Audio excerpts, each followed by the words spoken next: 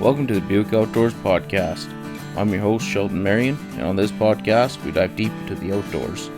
We discuss hunting and fishing techniques, give you tips and tricks, tell stories, and everything in between to help you enjoy the outdoors.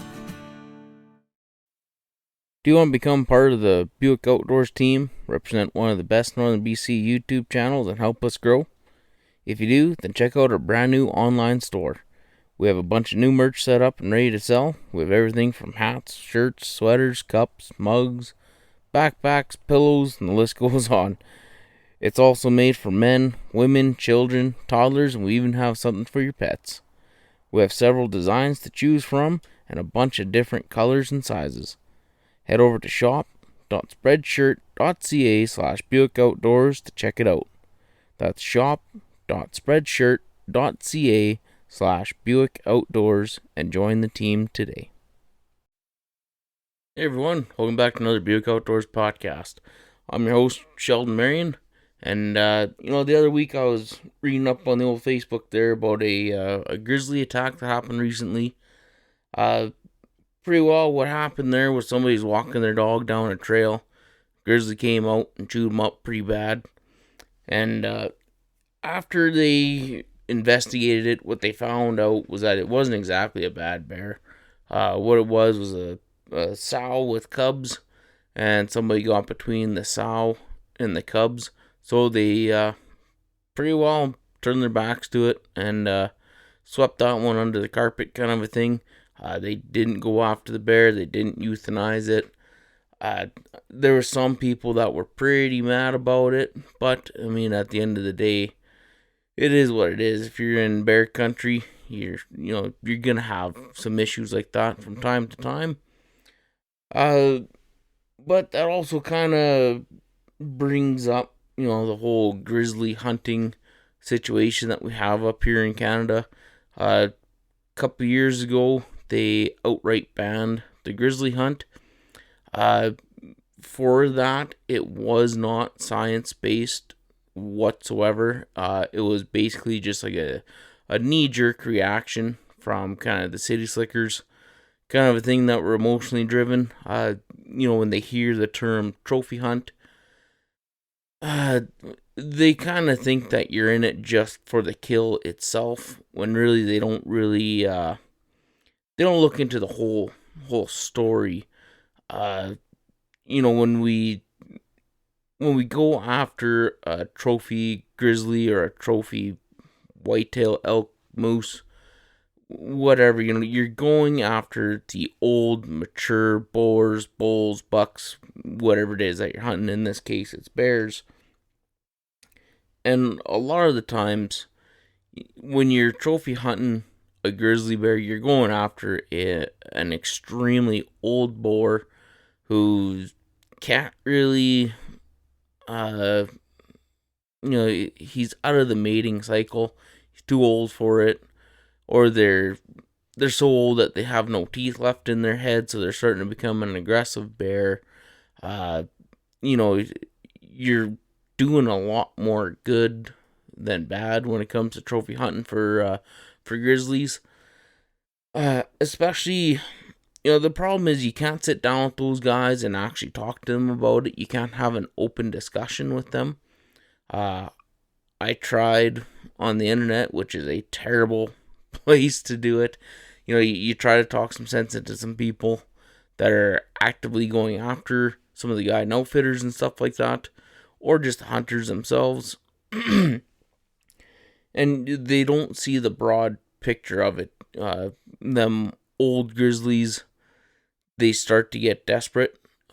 They'll break into cabins. They'll go after people. They'll go after people's dogs. Whatever's an easy meal for them, and then they become a very problematic bear. And it's best just to get rid of them. When you have trophy hunting, you get rid of them and also generate money for the economy. You get rid of that problem bear. With that problem bear too, he's not gonna be just going after, cabins and people and stuff like that. The older boars, they also kill a lot of the younger boars. It gets rid of the population. It gets rid of the like the competition. Then they also kill a lot of the cubs as well. Uh, Typically, like a grizzly cub will hang around with the sow for 2 to 3 years sometimes. Uh, and during that time, the sow doesn't go into heat again. So what the boars will do is they'll come around, they'll kill off the cubs, and then that way the sow goes into heat. That boar gets lucky again and goes on about his day until the next year. Then he might repeat the process, or a younger boar might come into the area and he sees that as competition, so he chews him up, possibly kills him, and then basically that one bad bear is responsible for killing 3 or 4 or however many other grizzlies. And they don't really see that point of it, where if you kill one bad bear, you kind of save several, and possibly save people at the same time if it's in close proximity to houses. Even around here, around the Buick area, Fort St. John area, just outside of Fort St. John in the Beaten Hills, right around like the Cactus Trail, there has been grizzlies right in that area, right along the Beaten River. For the most part, they are a bit upstream from where everybody hikes and stuff, but it wouldn't surprise me if they came right into that trail. And typically there's one sow with a couple of cubs in there, but that means that there is going to be a boar in there too, so there's kind of 4 grizzlies ish that kind of hang around in that area. And then even around Buick, I was talking to somebody that owns property right close here, and they sent me a picture of a bear track, and they were wondering what it was, and I told them 90% sure that's a grizzly track. Big long claws on it in the mud and stuff. And I asked them where they were at with that, because they don't really live up here, they just own property here. And turns out it was on their property just pretty well across the road from me. And where they were at, if you drew a straight line across, it was a couple kilometers from the house here. Also on the creeks around here, there's some grizzlies that hang out there. One spot I tried to bow hunt there a few years ago, called in a grizzly, so I don't go back in there anymore. And it's one of those things where a lot of the issues could be solved by just opening up the grizzly hunt again. But even around here, they never really had it open. It was always kind of a little bit further north, kind of Muncho area, and then into the Yukon as well. But every year we keep getting more and more stories of bears getting into cabins, bears attacking people, and a lot of it would be solved by just opening the bear season again. Same thing with when you have a bear population that explodes. You're gonna have issues with your ungulates, like your caribou, your moose. Their population is gonna decline because now you have to feed those bears. They're extremely territorial, so for the most part, they do eat grass and berries and stuff. But when there comes to be, 1 or 2 extra bears in an area where there's typically only one bear, they start to fight. They need to expand. They need to find their own areas. Maybe the grass isn't all that great, but there's a lot of moose in the area, or somebody's cabin, or you start getting kind of closer into people's houses and stuff, and it starts to create a lot more problems. And again, trophy hunt, regular over-the-counter hunt, as long as you manage the population. I keep sounding like a broken record with this stuff when it comes to our hunting regulations and stuff. They don't really seem to be managing the population. They're more or less just leaning towards kind of the emotional side, kind of keeping people happy, which is unfortunate because if you are a wildlife biologist or part of the government that kind of oversees everything for the management of wildlife, your number one priority should be the wildlife, not the people. And unfortunately, it's been kind of backwards for the last several years. But yeah, there's only so much we can do about that. For us, we have a member of parliament who's extremely motivated to try to fix it, but in the end, your hands are kind of tied, and yeah, eventually we'll start running into the bad bears again. It kind of reminds me of the bear that my great grandpa shot. I want to say that was probably back in the 70s or 80s, because my dad was a kid. Because what happened was they lived out on the Mile 98 road, and my grandparents lived in the house just a couple clicks before them. So my dad was always over at the great grandparents' place quite a bit, and he was in the outhouse doing his business there, and then on his way back to the house, a bear came out of the bush, started chasing after him. The dog barked at the bear, kind of got the bear to stop. Grandpa got out of the house with 30-06, shot the bear once. The bear took off, went up and over the hill, died in the valley. They went out and they found it. I think it was 1 or 2 days later they finally found the bear. And at the time, that was the third biggest bear in BC that was killed.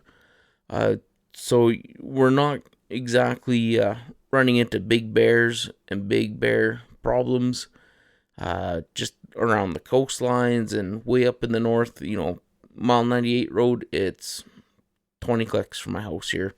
It's right up the road. It's not even 20 clicks. It's about 15, 18 or so. But, and that's just north of Fort St. John. You look at a map, you see where Fort St. John is, and we're not exactly in the middle of nowhere. There is a lot of bush around us, but it's not exactly known for grizzly country. But we do get some pretty big bears like that around here. And then the media doesn't help that stuff either. They publish stories that sell, and I understand that. If you're a media company and your stories don't exactly get a lot of traction and views and shares or whatever, you're not going to get any money from your ads and stuff, so it's not going to sell. You're not going to make any money. You're going to go out of business. But the problem with that, though, is, the one thing that I seen just the other day was there was an article written about an elk trying to get away from a wolf. He ran across the road. It was in Yellowstone Park, and I think the elk hit a car or something like that. And then they showed a picture of it, and it was a mule deer doe. It's pretty hard to take media seriously when they're doing little stupid stuff like that, when they can't even tell the species apart between a mule deer doe and a bull elk. You know what I mean? Like it's pretty hard to really kind of get behind them. But oh well, it is what it is. You just kind of move on with your life. Hopefully, you don't run into any bad bears or anything like that. If you do, you'll be like me and you'll have your big cannon with you, and you take care of the problem, kind of report it afterwards and all that stuff once the smoke clears, and kind of get on with her. But oh well. I know one thing this year, we've been doing basically just chicken hunting. In September, the chicken hunting's usually not all that great. There's still a bunch of stuff for them to eat and stuff out in the bush, so you don't really see overly too many. But now that we're into October, we should be seeing a lot more rabbits and chickens and stuff along the roads. And this year, I really haven't seen overly too many of them, which isn't. It's not exactly a bad thing. It's not a good thing either. I mean, I'm trying to shoot videos and stuff like that on hunting, and when you don't have too many chickens, it's pretty hard to put together a really good video. But it's slowly coming around, and then also chickens and rabbits, they run on a cycle. Every few years there's a very bad year for them. Last year was they were dipping down quite a bit. There wasn't overly too many, but we still got the job done. And then this year you can definitely tell they should be at the bottom of the cycle. And then what ends up happening is basically the predators kind of get starved out, kind of a thing. During the really good years, there's a ton of food for the predators to eat, whether it's hawks, owls, coyotes, lynx, whatever. And then it really boosts their population. Their bodies go into winter feeling great. Come springtime, there's a lot of offspring. And then that fall or that year, the prey are still high in numbers, like all the chickens and rabbits and all that stuff. So then the predators are able to eat good again. So in the second year in a row, their numbers boost up. But then the following year, the chickens and rabbits, their numbers are starting to come down because there's just too many predators. There's not a good balance. Year after that, there's kind of no chickens and no rabbits, and then the predators, they start to die off, and then once they die off, the rabbits and chicken numbers, they start to come up again. So it is a cycle, and it's another one of those things where it is what it is. It's the natural way of wildlife out here. So this year it is a bit slow, but next year we should be getting much better. And then speaking about predators, it's kind of cool the way that like kind of the bears work with that stuff. In June is their mating season, but their bodies won't exactly allow themselves to get pregnant until the fall. Because what ends up happening is if you have a year like this year where it's going to be a bad year for bears next year, because we don't have too many rabbits and chickens for them to kind of scavenger on. There's not a whole lot of moose calves or deer fawns. It was a bad year for berries. It was a real hot and dry summer, no rain. So this fall and this winter, when the bears are slowly going into hibernation, what ends up happening is the bear's body kind of determines whether it's going to be healthy enough to not only be pregnant during the hibernation time, but also give birth in the den and then take care of that little gaffer there until they come out in the springtime. So this year, I don't believe that there's going to be too many bears that are actually going to be getting pregnant. I believe that there will be quite a few that are going to be aborting their fetuses before going into their dens. So then next year, the bear hunting is not going to be all that great. But you never know. You could be in for a surprise. Maybe there was enough grasses in areas where they'll be all right. But from what I've seen so far, I really don't think the bears are going to be all overly too thick next year. Even this year, though, there wasn't overly too many bears this year. But again, that's part of the process. The last few years, bear population exploded, and there was bears just absolutely everywhere. You couldn't go 10 kilometers without seeing one or two bears, kind of a thing. Where now you actually have to start hunting for them. So yeah, and then that on top of very little moose, very little deer, basically no berries this year. We had to pick our hearts out to get enough to make a couple of jars of jam and jelly and stuff. But we'll see what happens here next year. If anything, I'll still take my 3 weeks off and just hunt my little heart out for 3 weeks to get my couple of bears. I'm sure I'll still get it done. Just because we have a low number of bears doesn't mean there's no bears. Especially out here, they are extremely thick. But we'll just see a little less of them, I think. Or what you'll see is, instead of seeing a bunch of sows with like 2 or 3 cubs, you might see sows with maybe only 1 cub, kind of a thing. But only time will tell. And yeah, we'll see come this springtime. This week we're doing a lot of chicken hunting. Unfortunately, though, the day before I came off shift at work, there was a snowfall warning for Fort St. John. They predicted 5 to 10 centimeters of snow. We got probably 3 or 4 inches for sure here at the house. So that kind of put a stop to the chicken hunting, because the roads that we hunt down, they're all dirt, gravel roads. As soon as there's a little bit of moisture on them, it's just like loon shit. You end up just kind of sliding all over the place. Plus, with that, when it's that wet, chickens and rabbits, they don't like to get wet and muddy and stuff. They just oh, excuse me. When it's wet and muddy and stuff like that, the chickens and rabbits, they're not coming out there. You're going to be staying in the bush, away from all the snow and mud and crap.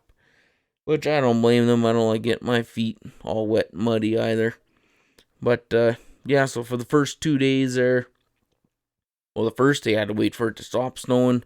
Second day we had to wait for the sun to come out, and then it took kind of 3 days or so for the snow to melt, and then it was just windy as hell. I think they predicted the wind was 40 gusting to 60 kind of a thing, and you can hunt chickens in that, which we did, and I did get a few of them. But the problem is when the wind's blowing like that, you have to think of that poor chicken. Everything goes after chicken. So when the wind blows, the trees move, the grass moves. They think that there's a hawk coming from the trees. They think weasels coming through the grass. They think lynx coming through the willows, kind of thing. So they're very, very, very skittish. Plus they can't hear nothing. Their ears are just tiny little holes in the side of their head. So there's nothing like our ears or like a coyote or anything like that where noise actually funnels into it. That's why when you see a chicken listening for something, they're constantly turning their head from side to side, because it has to be kind of not quite directly into their ear, but fairly close. Like there's not a whole lot that kind of funnels the sounds into the ear, so they're extremely skittish and spooky. You end up having to make some pretty far shots on chickens.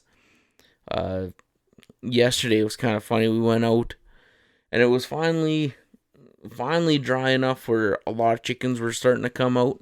The last few days there was next to nothing, but yesterday we seen quite a few chickens, and I shot one. Just because the wind started to pick up, and they were just so skittish. The one there, I think I was probably 60 yards from him when I stopped the truck, got out, closed the door, and instantly he turned and started walking up the road, which usually you can drive up within 20, 30 yards of a chicken, they don't move. So, yeah, yesterday was pretty comical. I don't know how many of them flew away, and I'd walk into the bush after them, and you get within probably 30, 40 yards from them, and they weren't even chirping, they weren't making noises, they would just fly. And yeah, I put on a lot of miles yesterday walking through all the thick timber and brush and deadfall and stuff to get one bird. And even the one I got, man, it was a phenomenal shot. And I don't mean to say that to give myself a pat on the back, but I had the GoPro on for it, but you won't be able to really see exactly what I was seeing. Like, I need one of them, what are they called there? It's a camera that you put on your scope. I need to buy one of them for next year for chicken hunting. Because, like, it was probably about a 40-yard shot through the trees, and he was up on one of the top branches. And I had a small little window, about a 6-inch window that I could shoot through. And within that 6-inch window, there was 3 branches in front of the chicken. The first 2 shots, I shot the branches away. The third shot, I hit the chicken in the head. No,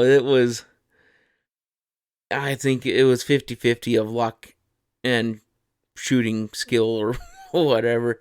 Because it was kind of funny. The other one that I went after, when was that? 2 days ago. He was in the ditch. I stopped the truck, got out. He flew off. So I grabbed my bullets and stuff, and I walked in there, and he was up on a deadfall tree, and he was walking and kind of bopping his head at the same time. And the first shot, it kind of grazed his neck. You see a bunch of feathers fly. Second shot, there's a stick in front of him, and the stick just explodes. And again, the third shot, I finally got him, and that one there, I was maybe 15 yards away from me. So that one there, he was just kind of luck of the draw for that chicken until that third shot. He should have flew away, but unfortunately for him, he didn't. But yeah, I think I want to say this week we've gone chicken hunting 3 times, and I think I've only really got like maybe 5 chickens. I think hasn't been that many. Usually I can go out and shoot 10 chickens in a day, kind of thing, because that's your limit. But not this week. This week has been pretty slow. Hopefully next week's a little bit better, as long as it doesn't rain or snow, and the wind stays calm. You know, there's a lot of what ifs, but that's the way she goes. Another thing that we've been doing here this week is getting ready for winter. We're getting our firewood all cut up and stuff. Yesterday we went out and cut down. I'd end up cutting down 3 trees all at once. I was going after this one pine tree, and it grew straight up, and then it kind of tilted back a little bit. And where it tilted back, it kind of got into the limbs of the one beside it. And then that one was hung up by another one that was kind of 5 or 6 feet to the right of it. But that one kind of grew up and then kind of angled and crossed in front of that second tree. So the first one, I notched it, did my back cut. It started to go, and then all the limbs held it back. So then I did a really shallow notch in the second one. And then once I started doing the back cut on that second one, it started to go, and it grabbed a hold of the first one. And then with all that momentum and weight, it grabbed the branches of the third one and basically pulled the third one right out of the ground. I didn't even have to touch that one with the saw. But all 3 came down at one time and made one hell of an explosion, and limbs and sticks and stuff, they went everywhere. But yeah, that was pretty cool watching that. Too bad I didn't have the GoPro on for that one. That would have been pretty cool to watch. But yeah, we have a pretty good system when it comes to cutting our firewood.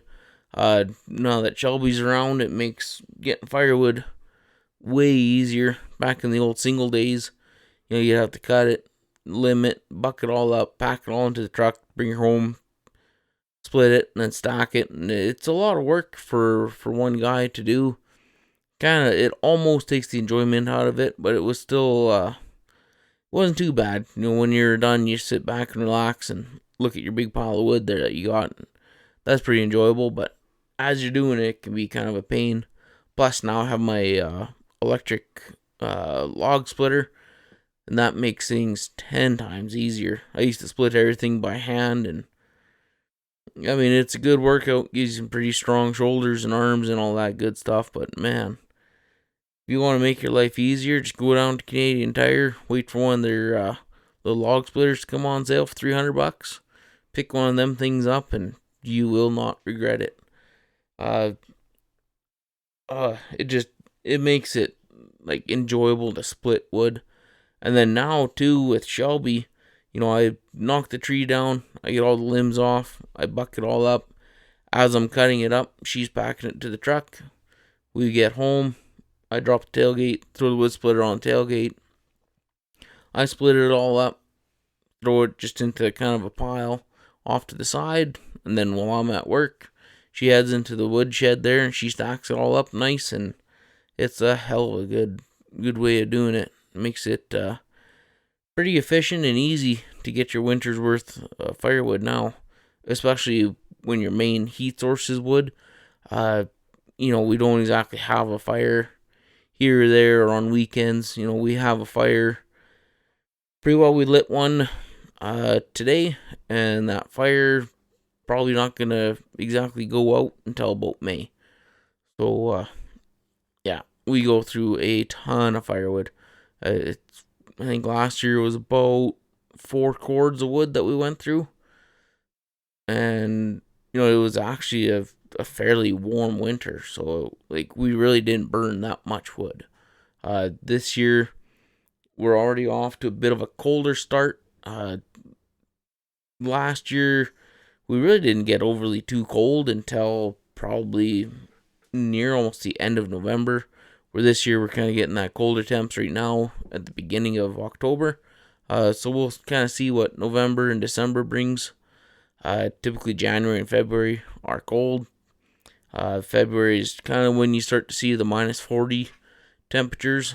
Hopefully we don't get that this year, but that's wishful thinking. And then in March you kind of get a little shimmer of hope every once in a while, and then get into April and the snow starts to melt, and then May we're back bear hunting, staying in the trailer, and back to having good times. Yeah, but I'm looking forward to pretty well December. November it's cold enough for the ice to start forming on lakes, but not quite thick enough where I feel comfortable on them. I'd rather just give it that extra month, so in that way when you go out, you can basically just drive your truck right onto the ice. You have no worries. There's a couple feet of ice, and you feel pretty safe. One thing I want to do this year is do a little bit more filming on the ice, do some more overnight trips. I think I'm going to be buying a new ice tent. The one that I have, the zipper kind of got buggered up on it there. Dad hooked his foot on it there, and it screwed up a couple of teeth on it, but I think that should be a pretty easy fix if I just take it to the seamstress in town. But that thing's also getting to be pretty old. I've had that for I think 8 or 9 years now. And what I want to do is get one of the stove pipe jacks and sew that into the roof. And then that way, when I do an overnight stay, instead of staying out on the ice and using propane and stuff to heat and then turning it off at night when I go to bed so I don't gas myself and potentially kill myself, I'll be able to have this one up on the bank somewhere with my wood stove in it that I'll just take out of my wall tent gear. And then that way I'll have pretty well just a pop-up wall tent on land that I can kind of stay in for the week. And then I'll have my secondary tent out on the ice that I fish out of. And yeah, hopefully it works. I would put the other one on the ice too, and then just fish and sleep in there. But with the wood stove going in it, it'll melt the ice a little too much, and then you'll end up having issues with your tent sticking to the ice, and you'll probably rip the skirting off or screw up your corner post and stuff like that. So it's doable to do if you're only there for a day or two, but for me, I work a week on and week off, so if I spend 7 days out on the ice, you'd have one heck of a hole going just from the heat from your stove. So yeah, I don't really want to do that. I'd rather just put that up on the shore somewhere and do it that way. A little bit safer and easier, and you don't have to worry about wrecking your tent. But yeah, if you guys have any recommendations on the type of tent I should get, let me know. I'm leaning heavy towards one of those insulated Eskimo tents, like the little octagon ones, and instead of just that real thin material, it's kind of like that, kind of like a quilt material. I've heard extremely good things about them, and it'll definitely be an improvement from what I have right now. My little Cabela's 6x12 tent, it has worked great. I've spent hundreds, if not thousands, of hours in that thing, and I've spent nights on Charlie Lake and Inga Lake, on the ice, sleeping in the tent, and it's done me very well. But I think it's time to try out something new. Maybe do a couple other videos and stuff like that too. Now that we're pretty well set on this whole YouTube thing, we need footage. So yeah, if you guys have any recommendations, whether it's clam, Eskimo, outbound, woods, whatever, let me know. I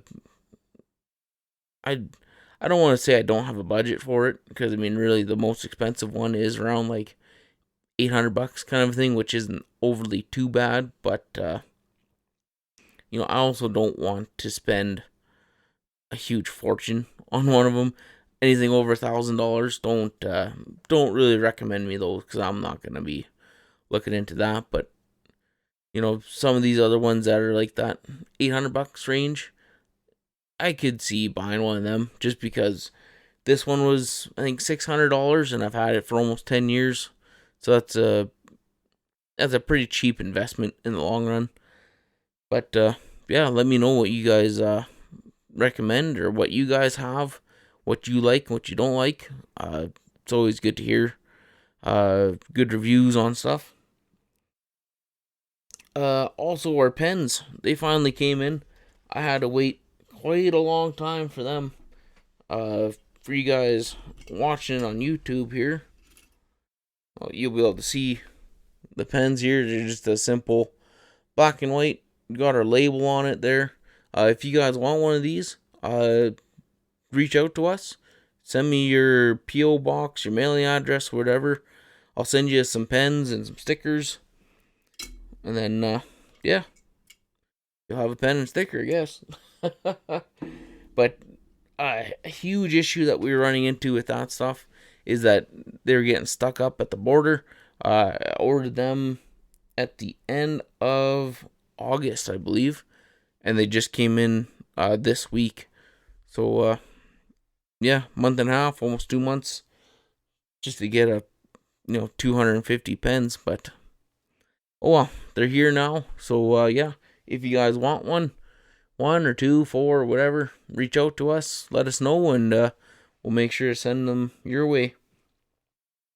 Also, another huge announcement is that we have made the threshold to get monetized. You need 1,000 subscribers and 4,000 watch hours, 0 community guideline strikes, and we made her. We did her on what day was that now? Jeepers. October 4th, I think, is when we got our 1,000 subscriber. And on that day, we blew past the 4,000 watched hours a long time ago. Also, the watched hours, it has to be within the last 12 months kind of a thing. So in that way, it shows that you're actively on YouTube. But with us, we almost doubled what you actually need. We had 7,267 watched hours within the last 12 months, which is phenomenal. That number's mind-boggling. And then we got our 1,000th subscriber. So I applied for the YouTube Partner Program right away. As soon as that 1,000 subscriber came in, I hit refresh. Monetization tab came up. So I hit apply now. The next day, they put you in a review system. You have to set up your Google AdSense, and that's how you get paid. That takes, typically it says, within 1 to 2 weeks. The next morning, it was done. I hit apply for the YouTube Partner Program, and again, that one, it says it can take up to several months, or several weeks, sorry. And yeah, the next day, on October 6th, we got the email saying, congratulations, you've been accepted into the YouTube Partner Program. And that day, we basically started making money on YouTube. It's been we started 2 years ago, but it's really only been a year's worth of work. When I first started it, I was putting up the odd video here or there, kind of a thing, just basically kind of treating it like a hobby and like a home video kind of a thing, just kind of messing around. And then last September, I had a video take off. It was a catch, clean, and cook video on chickens. And once that one took off, I got like 10,000 views or something like that on there. I figured, maybe we should kind of start to take this serious. And since then, I've been doing one video a week every Friday morning at 7 a.m. The video goes up, and the channel just took right off.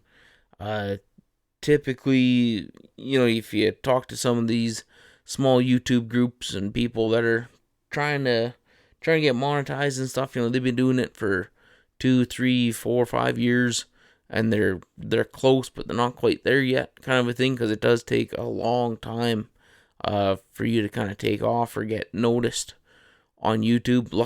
Luckily for us, we just hit the right notes.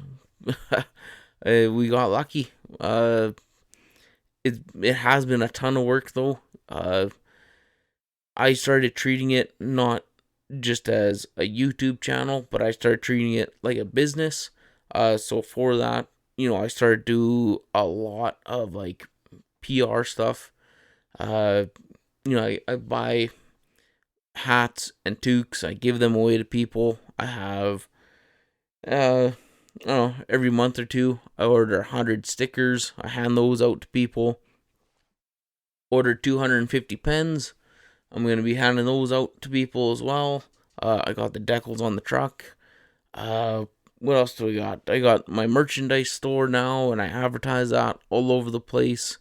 So it's been slow but steady growth, and I want to say a lot of it has been from just kind of pure luck, but a lot of it also has to do with the amount of effort and work that you put into it. Once in a while, somebody will take off just from basically shithouse luck.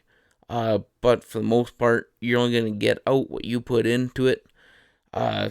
So for me, there's been a lot of times where I'll get off work Tuesday night. I get home around 10:30, 11 o'clock at night. I go to bed. Wednesday morning, I wake up. I film. Thursday, I edit and upload it.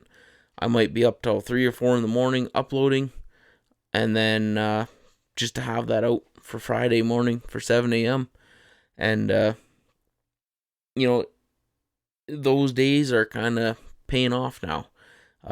There's been times where you don't necessarily get burnt out because I enjoy doing this. I'm not putting on an act. I'm not going out and filming for like stardom type of thing. I'm doing what I would be doing regardless, except now I just bring a camera with me, and then at the end of the day, I download all the footage and stuff. Following day or whenever, I put together a video. I try to make it entertaining. I try to make it feel like you're there with us and enjoying it with us.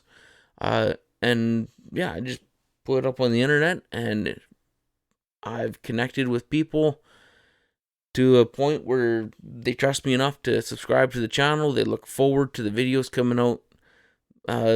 Some look forward to the podcast. This is one thing that it's just kind of a side gig. It might take off one day. If it doesn't, whatever.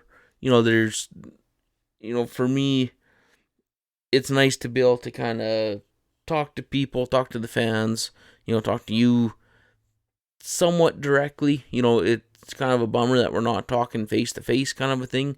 But I am able to reach out to you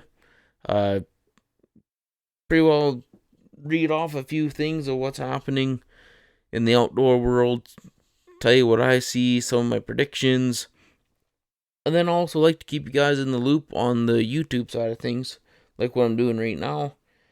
So the podcast, it's just a side gig, really. It just gives me something else to do, something else to work on.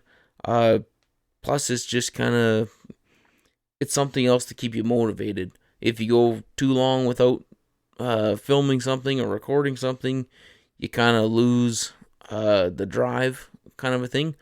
So this year just kind of keeps me on my toes, keeps me going forward, moving. And then plus someday, I might be able to monetize this as well. Well, the YouTube version definitely gets monetized.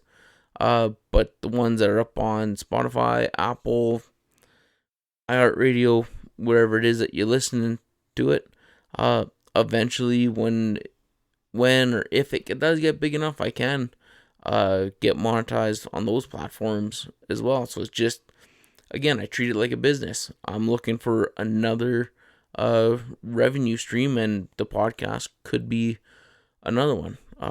So if that happens, I'll have Google AdSense from YouTube. I'll have money coming in from my online store. I'll have money coming in from affiliate marketing.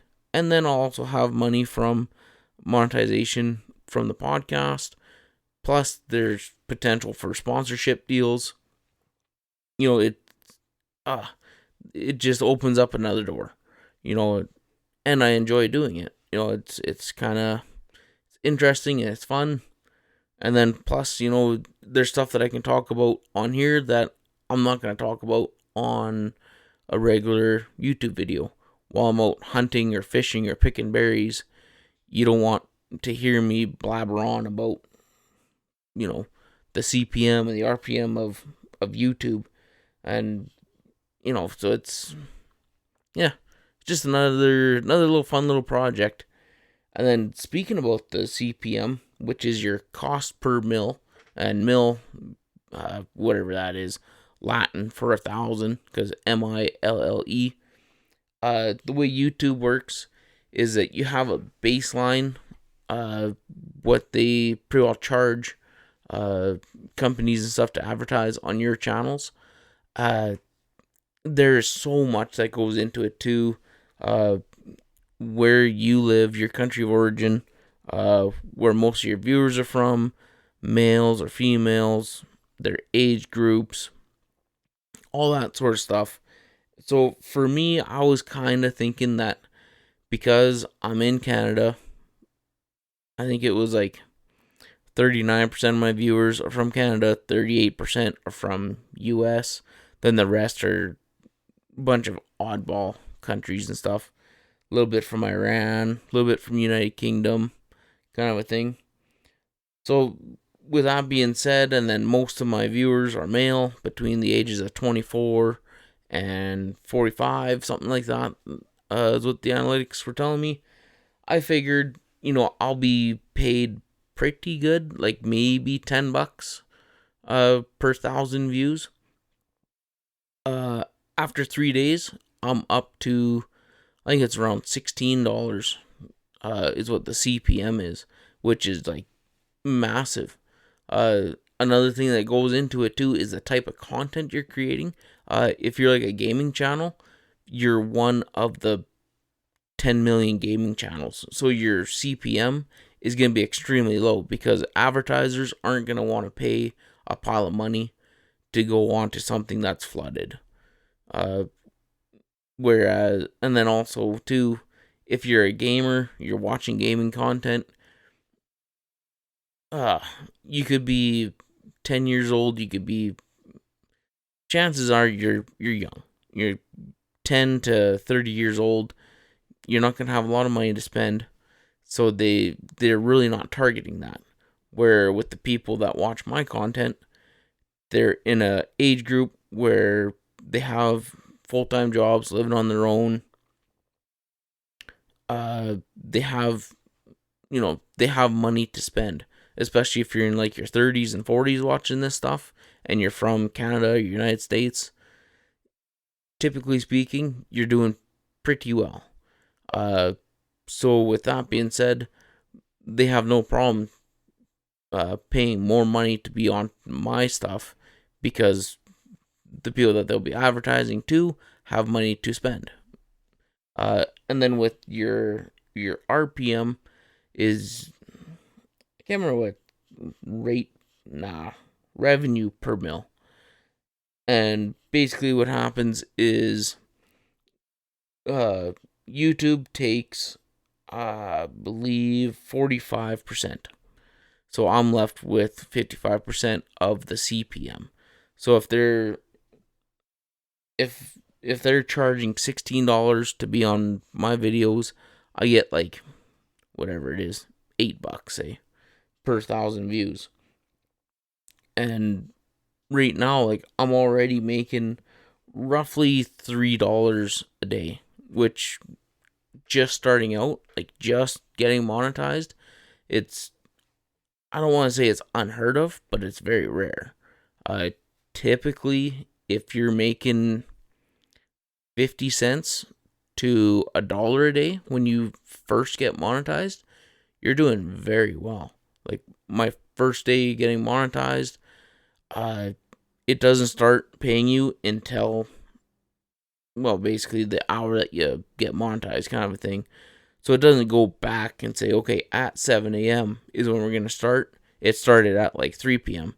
I made like $2.66 the first day. And the day was half over, kind of a thing. It was on the weekend, or no, that was on, when the heck was that? I guess Wednesday is when I got monetized. Wednesday or Thursday. But like it wasn't even like a big day. Usually Saturdays and Sundays are your big days where you get a lot more views. So making almost $3 in one day on like the middle of the week, it's, to me, I'm still kind of just baffled by it all. But then if you're making $3 a day, 365 days in a year, that's, whatever, $1,000 a year that I'm making from a tiny little channel, and that's just off of Google AdSense, like the YouTube pay. That's not including, all my other revenue streams now. So this, I don't want to get my hopes up too much, but from day one, I'm already making money, and like good money compared to what other channels get. So within the next year, I want to for sure double what I'm making now, which I really don't think would be an issue, because like when you first start out, you have to kind of think of it as like you move up by stages. When you first start out, nobody knows who you are. You don't have a video up. You have nothing. You don't even really have a name. You put up your first video, it might get 5 views, kind of a thing. But now your baseline is 5 views. Whatever, 5 views per month. You put up a second video, it might go up to maybe 6 or 7 per month. But then that's your baseline. That's where you're going to sit. If you go into your analytics and stuff, you can see that, you look at the graph, and it'll show you how many views you got per day. And the more videos you put up, the better your quality gets. The higher your baseline will go up. Like right now, I want to say my baseline is about 300 views per day.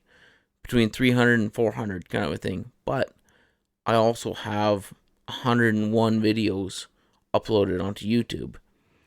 I get thousands of hours per week of watch time. And that's because I have so many videos up, and I promote it like crazy.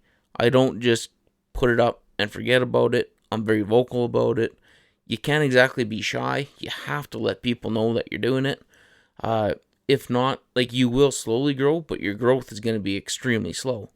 That's why, I have pens, hats, toques, decals, an online store, a podcast. Somebody might hear about the YouTube channel by watching the podcast or listening to the podcast kind of thing, and that'll generate traffic.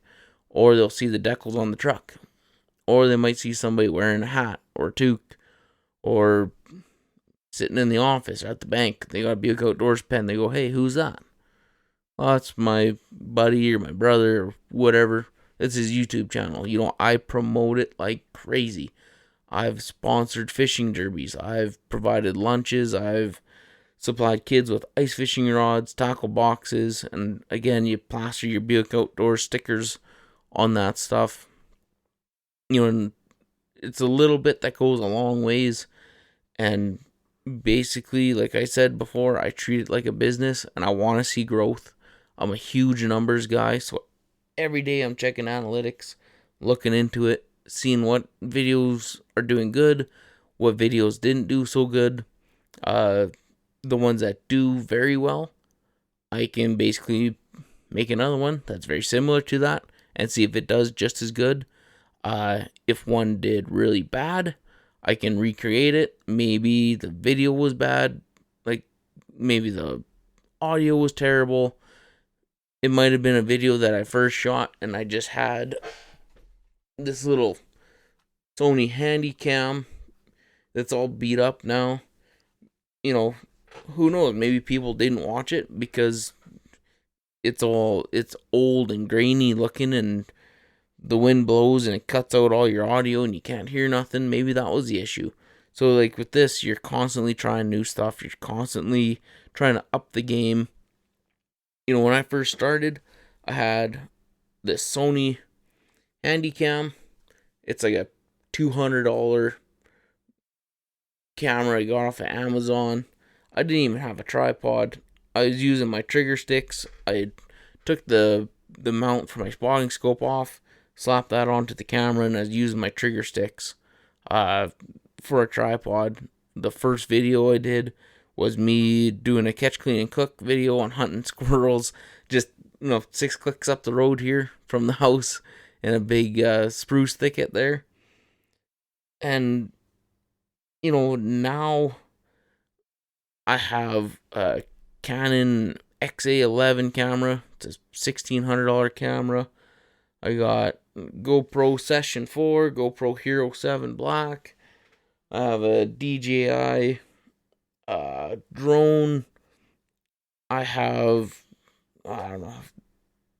2 tripods. I got a Blue Yeti microphone. I got 3 other microphones. I got clip-on microphones, external microphones, XLR microphones. It's like everything I make and everything that I've been kind of doing has been just to build this up. Every time I make $5, I'll spend $15, kind of a thing, just to get better quality, better audio, better video. I've upgraded my laptop. I've upgraded editing software. Even the software used to record this podcast. I've gone through, I think, 2 or 3 different audio recording softwares. I finally found one that I sort of kind of like, so I'm sticking with it. And as long as you're seeing growth, just keep doing what you're doing. And if you're not seeing growth, or you're at a standstill, you really gotta dive into your analytics, or watch your videos, or do whatever, going with an open mind. And you also have to realize that not all of your videos, not all of your podcasts, whatever it is that you're doing, they're not made out of gold. I can watch my videos and go, wow, this one sucked. But sit down with pen and paper, realize what you need to do, what you need to change. Also, when you're doing any recording,